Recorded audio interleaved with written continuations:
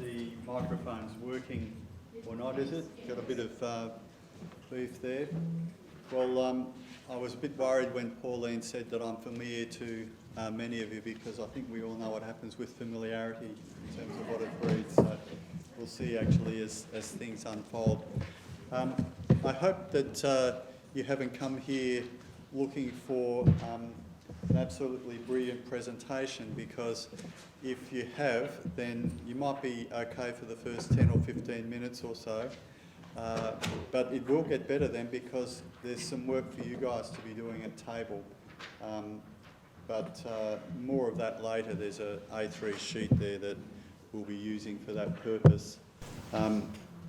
What I wanted to do in the first, 10 or 15 minutes or so is to give you some input on what the findings of the EXE research have been over this nearly decade now that we've been working.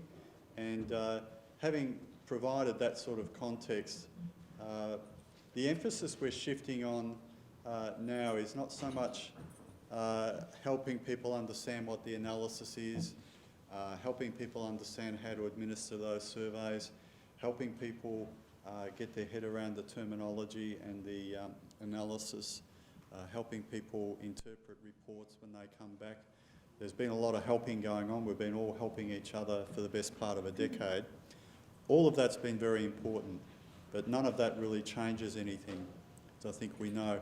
It's not until we actually operate differently in our schools that things change and outcomes are delivered for students. So this next phase really presumes that people have been walking along on that journey with us and have some sense of what the analysis is, what the profiling instruments are, what the findings of those instruments are, and essentially leading us to contemplate what we should be doing about all of that. So is it okay if I do some work to start with and then get you guys to do some work after that, yeah? All right, hold on and enjoy the ride. We'll have a little bit of input. I'm going to presume a certain amount of knowledge about the instruments and so forth. But people tell me that I'm a simple person and put it into language that is plain language, professional language. I hope that's true. I think if we understand something, we should be able to explain it in a way that professional colleagues can make sense of it without needing necessarily a degree in hermeneutic phenomenology. Although I do have a degree in hermeneutic phenomenology, so if you want to get into that, you can. I thought 15 years ago when I finished it, actually 17 years ago when I finished it, that I'd never ever have to say that word or that phrase again. But it is amazing how that sort of hermeneutic understanding really does shape the way we see young people and older people engaging with the tradition. Okay, so we've got an input section here. There are three instruments with the, or three scales anyway. There are a number of instruments, but three scales. And essentially, I just wanted to pick a finding from each one of them. Three findings, if you were. I think they set the context generally for most schools. You can put your hand up and tell me if you think your school's got a radically different challenge. In fact, that's what we'll be doing in the major part of this session, really, is looking at the not only the challenge, but the response. It's the response that we're getting to now.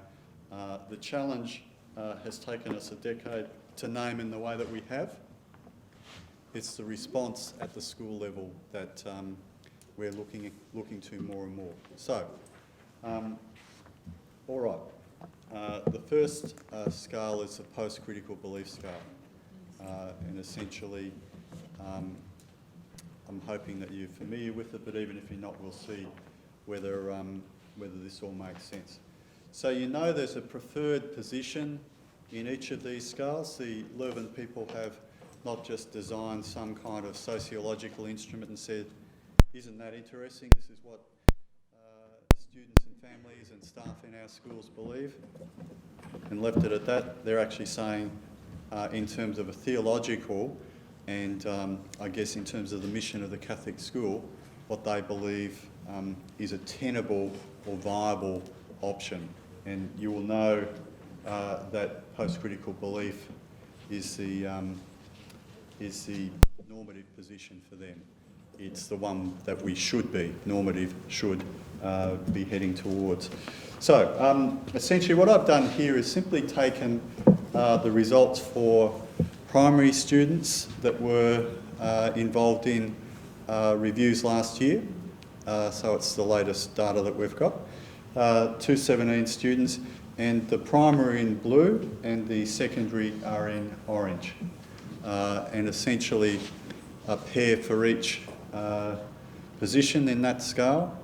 And you see there, this is just one way of looking at it, what happens to students as they mature. Now, I'm not saying that they're the same students because these things were all done last year, so students don't move through secondary years of schooling in 6 months, obviously, so it's different students, but you can get a sense of what's actually happening culturally here. This is the set of results that we would expect given the cultural analysis. So I'm going to leave this literal belief out just for the moment, but we can come back to that.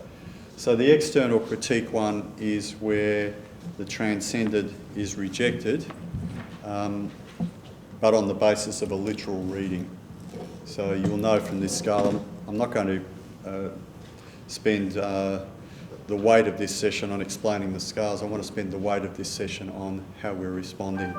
But essentially, external critique is rejected by the primary students here. If it's going down, it's being rejected. It's being rejected to, a significant enough extent by the primary students. But by the time they get into secondary, thankfully it's still being rejected, but the rejection has lessened, if you can cope with that double negative. So secondary students here are less rejecting of the stance that says God is not part of my life or part of the school's life, or I don't want God to be part of the school's life. Similarly, the position here is a symbolic reading of the tradition, but there's no commitment to God's presence in my life. So essentially here, it's sort of, there's lots of different ways of looking at the world. If you're a faith person, great. If you're not, that's great. But there's no sense of God actually being present in the tradition, making a claim on me. This one here is also understanding that the tradition, and I'll get into what I understand the tradition to be, is not read literally, but is engaged with symbolically. And by that they mean it's always mediated to us. We encounter God always in mediation, mediated by sacraments, by sacred text, by dogmatic teaching, etc. So we always encounter God in the mediation. This one here tends to want to say that de-emphasise the mediation and emphasise the literality of what's communicated in the tradition. So that whole conversation is one that we can have. It's great to see you here, Richie, because you and I have begun that one around, if you open up the way that we interpret, if we're going to understand anything, we always interpret. We don't actually ever understand anything apart from the fact that we interpret. That's fundamental to hermeneutics, If you're talking about human understanding, there is always interpretation. Interpretation that's situated in history, in culture, in my life story, and a whole lot of other stuff. In language, in a religious tradition, and so forth. So if you're into hermeneutics, you'll understand that the dimension of interpretation is there. If you're into a certain type of hermeneutics, you'll say, well, there's only interpretation and there's no truth claim. And if you want to take the opposite position, you'll say there's only a truth and there's no interpretation. Now, the position the Loewenbods take, which I don't think is well understood, is they're actually quite low on interpretation. They're clear that interpretation happens, but they're not saying everything's interpreted and that's all you've got is your belief, next person's belief, and it's all essentially unknowable. They're right down low saying, yes, we always interpret, but yes, the truth is able to be disclosed to us. We can know the truth. More of that later. I'm going to go through this reasonably quickly, but essentially you can see here, instead of this blue going to orange higher, we're getting the preferred position dropping in favour of these two increasing. And that's not what we want. Yeah? So can you just put your hand up if you're from a primary setting? Okay, and secondary? Yeah, so when I'm with the primary people, they say, well, we're great, it's pity about the secondary guys, you know? In actual fact, this challenge reaches right backwards into the earliest years because the vibe, if you want to use that highly technical term, that students get from their teacher quite early on in engaging with a text or a teaching or a ritual, the vibe that a student gets quite early on as to whether that's a literal reading of the tradition, it is accepted in those times by little people, but if they're getting served up to them a fairly literal version of what it means to be Catholic and what it means to be a believing person, as soon as they move into that critical space, and I don't know what your age for that might be, but it's certainly middle primary for me anyway. Kids are already engaging critically with the world by then. If they've been served up something that feels literal to them, the rejection of that version of being Catholic already is starting to occur and becomes manifest really particularly later on. So it's like a lot of things, literacy, numeracy and so forth. The fruits of not really grasping these things or not really being inside them as a young person, as you grow older, it becomes more obvious to testing and everything else that we've got a problem here. So more of that later. The three that I'm showing you, we've just done the first, this is the second one, the Melbourne scale, are all the same presentation. So primary on the left of each pair and then secondary on the right. And you see the same thing happening each time. The normative position dropping and some of the non-preferred positions rising. So here we have the BODs who believe that the forces of secularism are such that it's inevitable that the Catholic school will become a secular school. It's too hard to resist. So you get a rejection of that in the primary, a little bit rejection.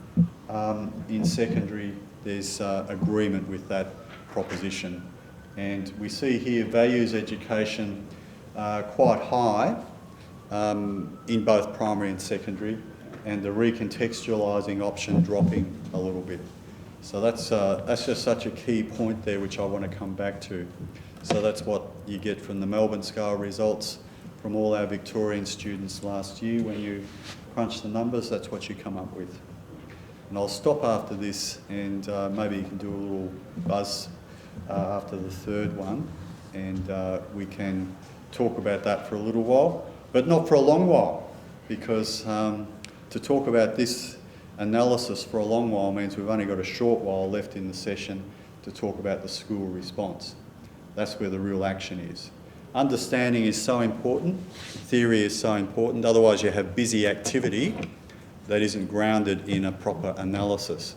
But if the only thing we're doing is an analysis and then gathering data and analysing, if the only thing we're doing is weighing the pig, to put it crudely, it doesn't get any fatter. You have to actually feed the pig to make the pig get fatter. Weighing it doesn't do that. So the final scale, and then I'll stop, you have a buzz and we'll talk. Essentially, same thing here. The colourful school, essentially that's the one where we let 1,000 flowers bloom. you know. Will be very, very open and accepting of difference. So open and so accepting that whatever anyone wants to put up is good. If that's what you believe, that's just so great, you know. So it's a very inclusive stance to take, but there's nothing particularly Catholic about that inclusiveness. So it's inclusion to probably the detriment of Catholic, in the sense that there's no systematic, deliberate, intentional opening up of the implications of Catholic faith in a colourful school. It's just one Catholic voice among so many other different perspectives that it gets lost in a cacophony of voices. There's nothing that, you know, is anyone here an expert in Bakhtinian literary analysis? That's good, I can just say whatever I like then. Yep.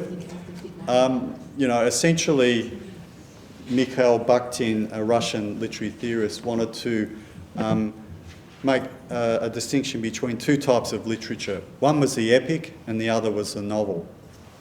In the epic, from the first word of it, it's single-voiced, inexorable. You know exactly where it's going, you know. It's very boring, but it's very clear, you know. In a novel, there's all sorts of possibilities being opened up. It's contested, it's indeterminate. You don't know ahead of the novel, a good novel, where it is. But in a novel, you've always got a plot.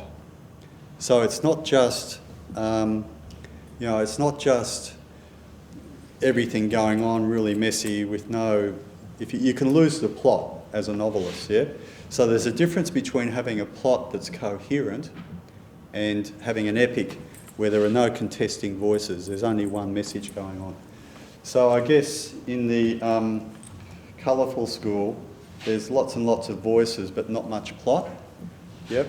In the colourless school, in a secular context, in public spaces, we don't, in Australia, particularly have religious beliefs put out there.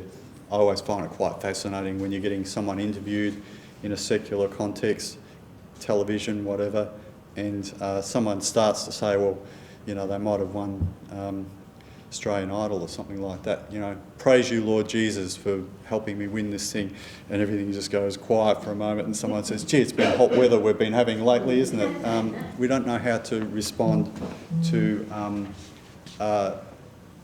personal conviction or real meaning statements. So in a secular context, if you're into this space, you'll steer clear of conversations in the public space, and the school is a public space.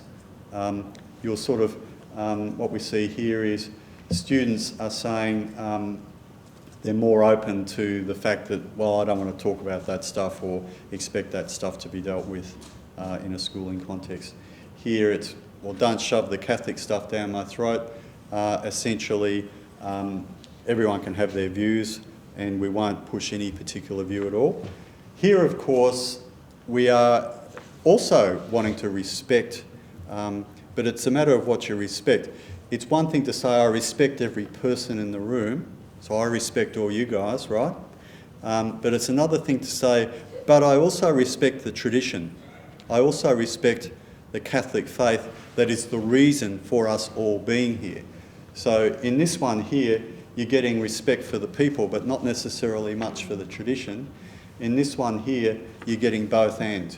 It's a respect for not only everyone's right to hold the view they do, but also for the fact that we're here for a reason. This school was built for a purpose. We have a mission here that we're faithful to. And faithfulness to that mission means that Catholic stuff is always placed in the centre of learning experiences, not in an imposing way, but in an invitational way. So going back to Bakhtin, there is a Catholic plot here, even though there's many contested voices which enrich the narrative. So now you can all go away and call yourselves experts in Bakhtinian literary analysis and relate it to a Catholic identity. I think there's something there. What about if you just have a buzz for a couple of minutes, and then if there are any questions there, we'll sort those out as best we can before we get into the next phase. maybe a sense of plot going on here. See what some of the responses are. My apologies to those who've seen that analysis. You're getting Sharky's version of 10 years worth of data collection here in 3 slides. So, but I think it's helpful just to have a little recapitulation. What did the research tell us? So anything before we move on? We good? Anyone want to dispute? Yeah, yeah, yeah. And Leon's on our XE steering committee, so we're doing some of that meta research, aren't we? Just seeing whether it's shifting over time. And each school now obviously is getting a second report in, having already had their first one. So you're getting, indications of this change over time. Fascinating. Okay, we're good to go. Essentially, I said with the Melbourne scale that I would come back to that values education one. I think that, in a way, if you can get the green arrow happening in your school, I believe you will be responding very powerfully to what comes through in the XE analysis. So I'm not going to really focus too much on the blue and the yellow because they're quite small wedges of the pie. The number of staff, and this is essentially the number of staff in primary schools in this cake and secondary schools in this cake. You can see there's differences there, but not so much difference that the point doesn't hold true. So essentially, those who want to secularise the school or those who want to reconfessionalise the school, the blue and the yellow, are not large groups in the staff. The large group is the Christian values education. So now this is a label I don't like, and I'm not alone in that. It actually doesn't help very much. I think it was very helpful in Belgium when they first did this analysis. The insight that's underneath it is really helpful and important, but the label less so.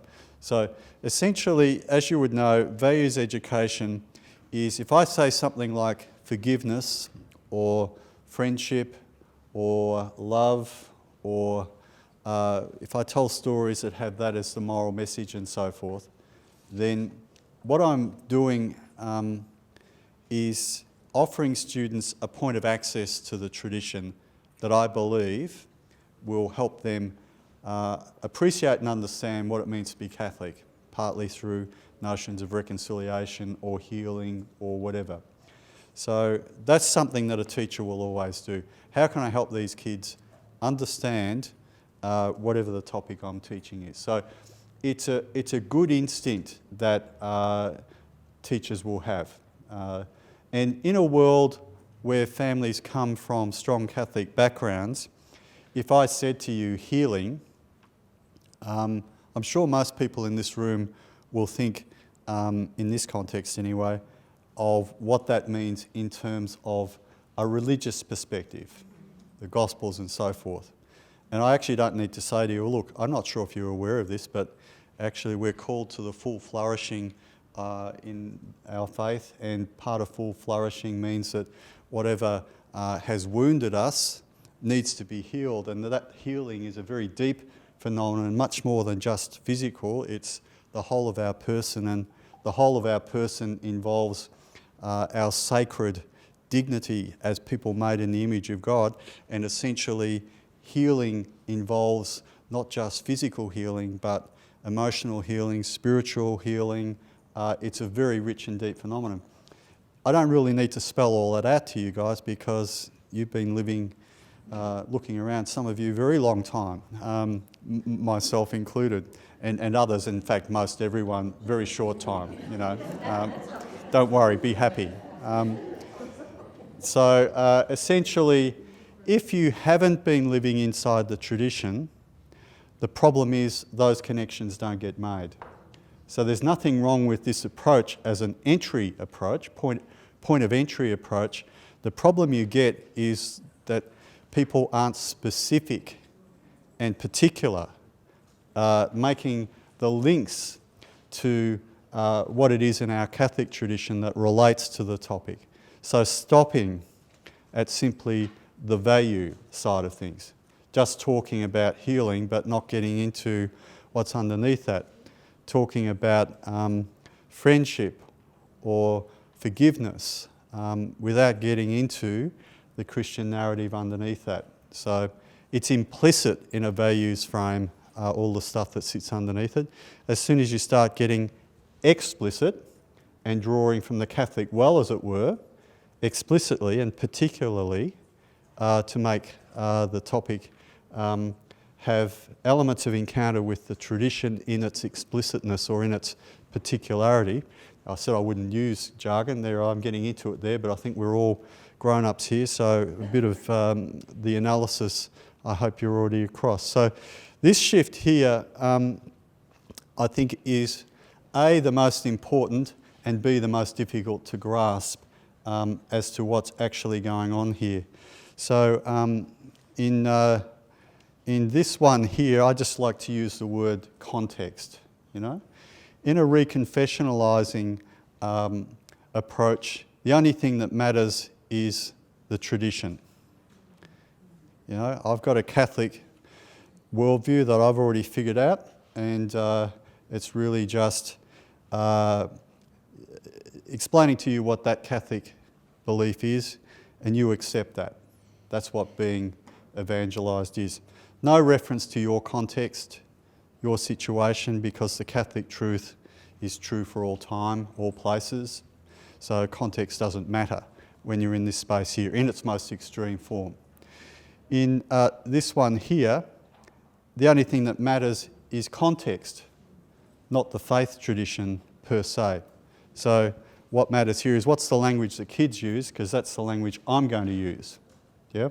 So forgiveness will be spoken about in a way, secular terms, because we'll just use the cultural dominant discourse and we'll be content with that. We won't feel the need to be explicit about the faith side of things. So here is a great respect for the tradition. Here's a great respect for the person's context.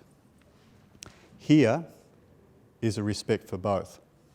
It's a bit like the previous one with dialogue and colourful. Colourful respects the varying views of individuals, whereas dialogue does that but also says we are here in a Catholic narrative. So it's a Catholic narrative that's enriched by diversity, but it's a Catholic narrative nonetheless. In the colourful it's just diversity, in here it's just context, in here it's just the truth claim of the tradition, and in here it's what meaning does the tradition have for me in my context? It's a recontextualisation, a recontexting of the eternal faith, if you want to use those categories. So the eternal faith is never understood apart from context, it's always understood inside a context. But if the only thing you're going is to the cultural context and nothing of the faith, you're over here. And there's two types of people here. Didier and I have arguments about this. He's the good guy and I'm the bad guy. So he says the reason why people do this stuff is because they believe the students are making the connections to the faith. They use the concepts without using the religious language because they believe the students will make those connections. But they're wrong, the students don't. So Didier and I both agree on that. My view is that that's probably true of some staff, but I think some other staff are very comfortable in this space and they're very uncomfortable using religious language, especially if they actually don't know the religious language. And so the reason why they're not going to a place that draws on the tradition more explicitly and starts to use the religious language. Here you just use religious language and look, I don't give a toss whether you understand it or not. Well, you do understand it, I just want you to accept it, you know. So your context doesn't matter here, but here we say the meaning and truth of the tradition is only understood in interpretation, only understood when I can place it into my life world of meaning. or to go to Joseph Ratzinger before he became a cardinal even at the Second Vatican Council. He says that revelation is only occurring if it's being received. That's a powerful statement. So revelation is only occurring if it's been received. Or as John Paul II said, as Pope, a faith that isn't enculturated is a faith that isn't received. So our faith always has to be born again in each generation in a context. And that's just fundamental. If you believe that our faith doesn't need to be born in a context, you're in the yellow slice. As you can see, it's only 6% there. If you believe that respecting the context of students and using their language and categories is important, then you'll be in this space. If you don't see the need to be explicit, drawing from the Catholic well explicitly. Okay, one more slide and then we'll do the same thing again. What does it mean to draw from the Catholic well? You know, open up that Catholic treasure box using the gospel image of the kingdom, you know. Essentially, any religious tradition under this sociological analysis will have things like ethics in it, which are how should I live, beliefs about the way the world is, the way God is, stories, sacred texts. So whether it's Buddhism or Hinduism or Baha'i or whatever it might be, prayers and rituals, symbols, certain structures and so forth. So that's a little conceptual map of any religious tradition. And those of you who've taught texts and traditions might even be able to guess which book this comes out of. So it's just a little diagram of any tradition.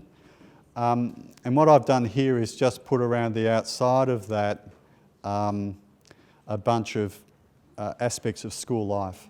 You know, you've got your partnerships with family and parish, you've got your staff formation programs, your justice program, prayers and retreats, liturgy, policies, your understandings of pedagogy, who the human person is and how the human person learns, curriculum and so forth. So what I'd like to do sometime, and if you can do this, let me know and we'll enter an arrangement together, is to get these little circles spinning in opposite directions and stopping, you know, because I think it's pretty obvious that any of these could potentially be expressed in any of those opportunities in the life of the school. So any of these facets of tradition, elements of tradition, could be, you can have, for example, sacred text happening in the curriculum. You could have symbols happening in staff formation. You can have prayer happening in a justice program, etc. You know. So when you say drawing on the Catholic well, this is what I mean by that, drawing on it explicitly and particularly. If you want to be spiritual, you just do some God stuff, or not even some God stuff, some meaning stuff.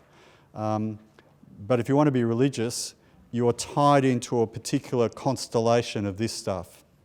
Emergency, turn off the firewall. That message is gone, thank goodness. Essentially, you will draw on a particular set of sacred texts. In the Catholic faith, we draw on the Catholic Bible, which is largely the same as anyone else's Bible. It's not exactly the same though. We recognise different books than some other traditions. There are Catholic understandings of ritual. Liturgy, sacraments have a particular understanding in our tradition. Putting it differently, as Liebenberger did, there's no such thing as a religious Esperanto. Esperanto, the language that everyone was going to know, followed rules exactly, didn't have all the exceptions to the rules. That doesn't work. No one actually speaks Esperanto because it's really boring having a language that someone made up that isn't part of a living community. Religion's always particular. When you're talking religion, you're always talking about particular beliefs, particular texts, particular structures, particular symbols. And so you actually can't teach religion or invite students into a religious experience that's generalised. That's the problem with the values education stuff. It doesn't get particular. Maybe just stop there, have another little buzz, and then we'll launch into action. Now, if you take your A3 sheet, do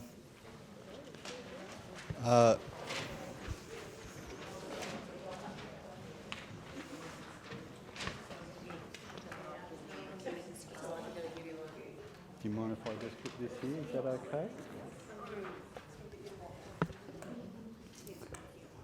All right. How many of you guys know about the pedagogy of encounter? Yeah, about a third to a half. Cool. I'll give it a little plug here. So this is just one facet. I said there in that little circle diagram that one of the things you've got is things around learning and pedagogy, just one facet. We could do it with any of the facets, right? So the pedagogy of encounter is a particular way of opening a hermeneutic space, I guess you could say, for students in their engagement with the tradition. And I'm not going to get into it in any great detail, but what do I think and sense? They're the sort of questions that you get inside there. If you don't know about pedagogy of encounter, call up an RE consultant. They'd love to come and spend some time with you on it.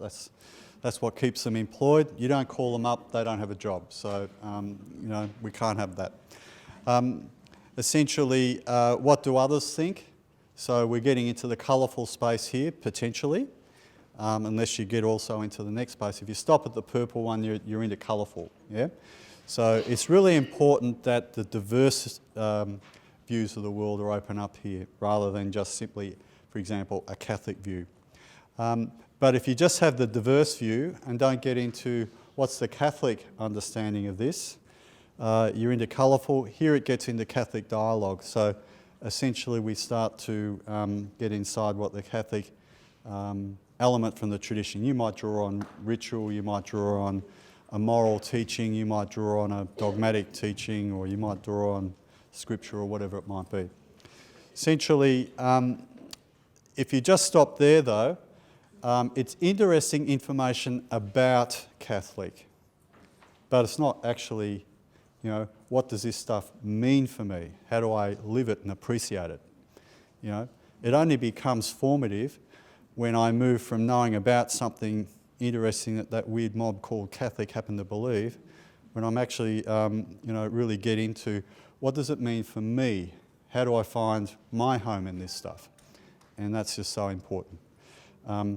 And it's really an interesting dance, because some kids in the classroom will have a strong sense of God in their life from their family and their life experience, others not so. But they're taken into a dialogue here by people who are able to witness to their own faith, who know enough about the tradition to be able to open it up in invitational ways for others. And they know how to do that in a way that invites but doesn't impose. Propose, not impose. Yep. So,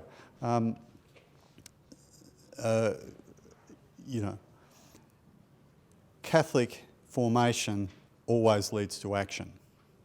So the action might be internal, in the sense I have a different way of looking at the world, different attitude or whatever, but it may hopefully also be external, a different way of being in the world.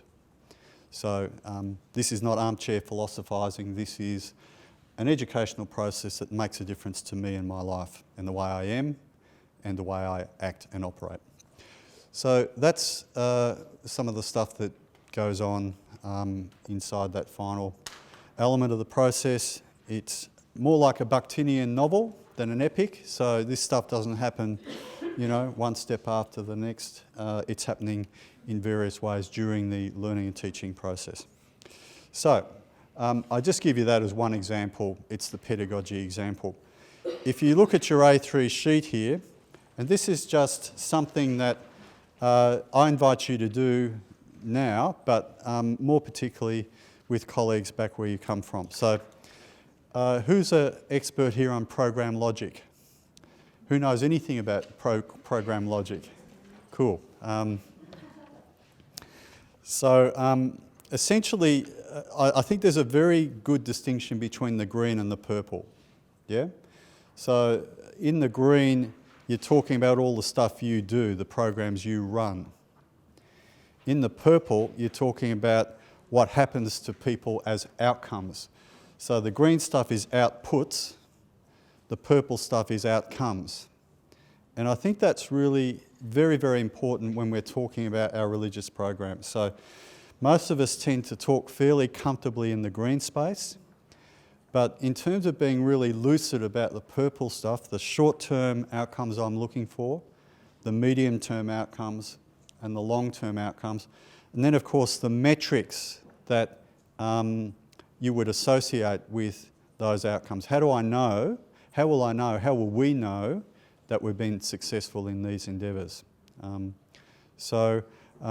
What I want you to do, what I would like to invite you to do, is I put the 3 XE shifts in that middle box on the left-hand side, just a little summary of them there. And then on the right-hand side, I've just put something around learning sprints. And the idea here is, if you haven't done learning sprints, just hands up again who might have done learning sprints. You know, it's around the place at the moment, about half. You can't do everything. So you choose something that you can do for a short burst in a particular area. And I think that's helpful in the religious space because you can feel overwhelmed. Yep. But you choose something specific and you move through those processes here. The final row in that middle table is drawn from the Religious Dimensions document. The religious life there is constructed as praying, learning, celebrating, belonging, reaching out. So different areas of school life where you could potentially highlight an action or an intervention of some sort, go for it in a sprint type of way, and be clear about the metric. How will I know you've been successful? And then do that for a term, maybe. Or how many weeks is good? 4, So it's not a marathon. It's not even middle distance. I suppose a term is a long time. Middle distance, 4 weeks, is the idea here with the sprint. And you can see some change. I guess this is short term or whatever, but over a series of sprints, you're starting to create a plot, aren't you, for the novel that is your Catholic school narrative, It's got lots of chapters in it. You try and do everything at once or just feel overwhelmed by the magnitude of this stuff, you won't do anything. So, can you identify something just quietly for a moment and write it down that your place is doing at the moment that could be relevant to one of those 3 shifts? Or it might be something that is a particular issue in your place religiously that isn't caught by those 3 shifts. And then just move through the elements there. Just briefly describe the action, but when you're describing the action, be aware you're in that green space in the program logic. We can be very busy doing green things. The question you've got to ask yourself is, does it lead to anything purple? It's one thing to say, this is the program we ran and a lot of people came along and they clapped their hands at the end and people liked the food, maybe like this conference. So we got our people to come along. Hopefully you did like the food. But the more important thing is, yes, okay, we ran it. It ran smoothly according to plan. People showed up, etc. But what are the outcomes? So essentially, the first thing there is to, in a green way, describe what you did. The second one is, how would you describe the outcomes moving from green to purple in row 1 to 2 there? Describe the action green, the outcomes purple, and the final one is what metrics would you use, are you using to be successful, to understand whether it's worked or not. Just a few moments to think of something in the life of your school and just write a few things down for it. If we can share some of these things with each other. What I'm doing here is just proposing a way to translate the XE research into lived practice. And if you take an appreciative inquiry approach, you do so on the basis that this is already happening in our schools. People are Catholic educators, they've been doing this forever. When they get an analysis like the XE analysis, when you get reports, that informs your practice. It's already happening. So you prove that in a sense, by asking people to do this exercise, they describe something in the life of their school and you identify the ways in which it's shaping your current practice, etc. Does anyone want to just take this microphone and share with us what an initiative that you described, just so we can get a sense of, well, what was it? But don't actually tell us forever what it was, because we'll catch up with you over lunch about that. Maybe over tea as well if it's a long story. But briefly what it was, and essentially what's the outcome you're looking for, and what was the metric that you associated with that? So just anyone at all want to start us off, and we'll just get 2 or 3 of these just to get us across the various parts of school life that people are working on, what your outcome in mind is, how you're sort of trying to make that outcome happen, and what the metric is you're using to know whether it's happening or not.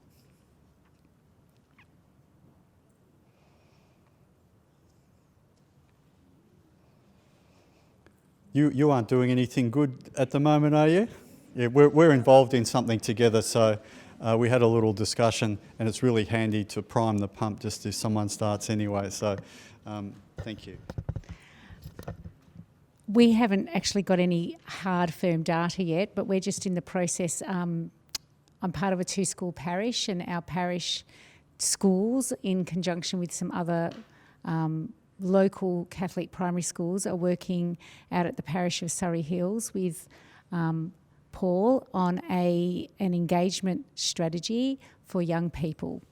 And so at the moment we're taking little focus groups, and we're doing a little bit of an appreciative inquiry process, looking at ways, hearing the voices of the young people and their parents and other parishioners in the parish, and looking at ways that we can engage young people, because we need to refocus our directions and our attempts. How beautiful. If I said to you, what metric might, what's the outcome you want? I suppose it's around engagement. You've used that word. And how will you know whether this has been successful in the sense of achieving what you'd hoped for? Do you have any sense what you might be looking for? Well, I suppose we're probably going to be prompted by the answers that are provided, and we're hoping that that those answers are going to provide us with some sort of encouraging attitudes towards what they feel they can give life to their parish or to the church, and future hopes, and how we can harness that and find ways to do that meaningfully. That's such a cool answer, because I guess if you knew ahead of time what you wanted it to look like, it would be the yellow slice, yeah? You know, because I already know what Catholic is and what I'm looking for.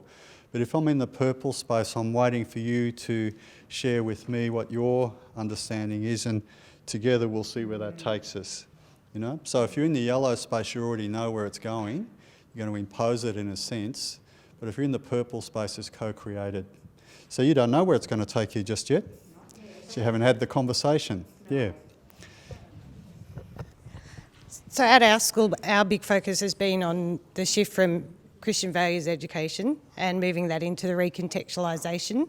And so our focus has been on the pedagogy of encounter, which we're getting quite good at. However, now we're further exploring the aspect of what the church teaches and looking, if you pull that one back, and looking at the different ways we can explore what the church teaches. I found I've really needed to upskill staff with scripture, but it's not just scripture. I need to remember to look at all aspects. Sacred text and scripture is one part, but then there's other parts that we need to be upskilled and be able to explore as well. Yeah, but this is a sprint, right? So you can start in one area. And that's why we're looking at, what the church teaches. Yeah. We'll just get a few of these and get a sense of the diversity of approaches. Hi, I'm Mary, and Claire and I are at Edmund Rice School, and we filter everything through our Edmund Rice touchstones of gospel spirituality, liberating education, justice and solidarity and inclusive community. And we also do project-based learning. So we start with an entry event and then we work through with the students benchmarks, and through the benchmarks we can incorporate some of that wonderful recontextualisation and making sure that they are ticking off along the way, that we've covered everything, and we all lead to a culminating event, and that's that end here where we're connecting with community and presenting their findings in some way. And we've had some really powerful units of work, and then we've invited parents, community members, and they present in different ways. So it's a work in progress, but it's some powerful things happening. It's really powerful. You've used that word a few times. What are the metrics that you're using in the sense that it's powerful? What are you looking for? What's happening that you say, yes, this is what we're after here? Well, boys are owning and really being proud and presenting with enthusiasm and recalling back in their reflections, where they would take that next, and that's and then the way they're engaging in our liturgical celebrations. Then after that, and So got some good things there, happening. It's personally appropriated and it's taking them somewhere, and that's quite yeah. Thank you. Thank you. Is this like the only good part of the room, or if I went over there, could I have some people who can just help us there? We've not got a long time, but I don't want an impression to be created that this is the good side of the room and this middle area here hasn't got anything going on. So, someone like to share something with us as to something that you're working on. Do you mind just passing that across? Thanks.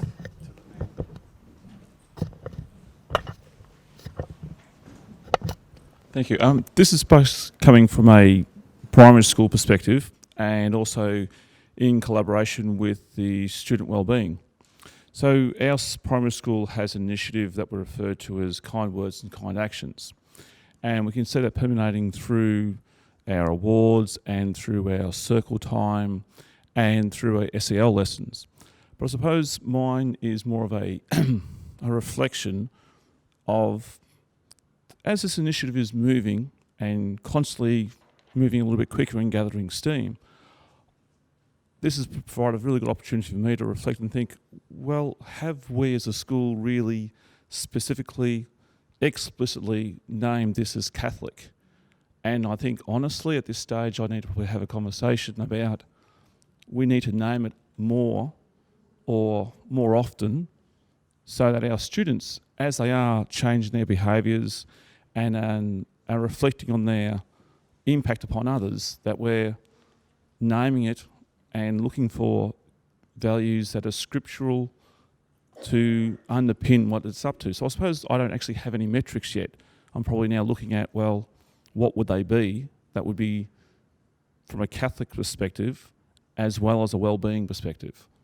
So it's really, it's not like you don't like the wellbeing stuff here, you want that to be there, but you're beginning to look for explicit expressions of Catholicity as informing that, not in a kind of tokenistic. I like to talk about the Catholic cake. There's a difference between a secular cake with some Catholic icing on it and a school that is actually Catholic cake, not just icing on a secular school. So that's powerful. So that's really looking at how are we drawing from our Catholic faith in whatever area it is, and this is a wellbeing. One more before we finish off. Thank you. Thank you.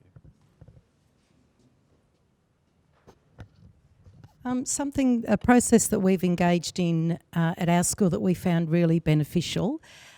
We sort of believe that you have to start with self, like with our staff particularly, trying in terms of staff formation. So we wrote a school narrative. We've done this over quite a number of years. So it was a process that all the staff were involved in. And so we wrote a school narrative. So who are we in our context. And from that school narrative, we designed an ethical framework. And the ethical framework has a few different sections to it, but one of it is RE. And so it's, well, who am I as a person of faith? So over a number of years now, we've really helped our teachers to really explore their own faith, where they are in their faith, and of course they're everywhere. There's a really wide... and so who am I as a person of faith? And really trying to understand self so that they can better, teach the children and model it for the children. Now, last year we started that the children wrote the school narrative in their own language, and the children have now got their own ethical framework, and we're trying to help the children understand faith. Like, what do they understand? Who is God, and what is Catholic, and what does it mean to go to a Catholic school? And so we work in small groups with them, just trying to help the teachers and the children sort of start from self. Well, what does it mean for me? What does it mean for me to be a teacher in a Catholic school, and how can I help children make meaning of being a person in a Catholic school? If that's going really well, then what are you looking for in terms of metrics? I know it's sort of a ruler type word, but how will you know you're successful? Well, I guess we're looking for more meaningful conversation, more meaningful engagement from the students, more that they would want to come to our celebrations that we celebrate at school, not because they have to, but because it has some form of meaning for them. So I guess a deeper understanding of self so that you can then be for others, I guess. In terms of, it's all under Catholic. Who is this person of God, and what does he mean for me in my life?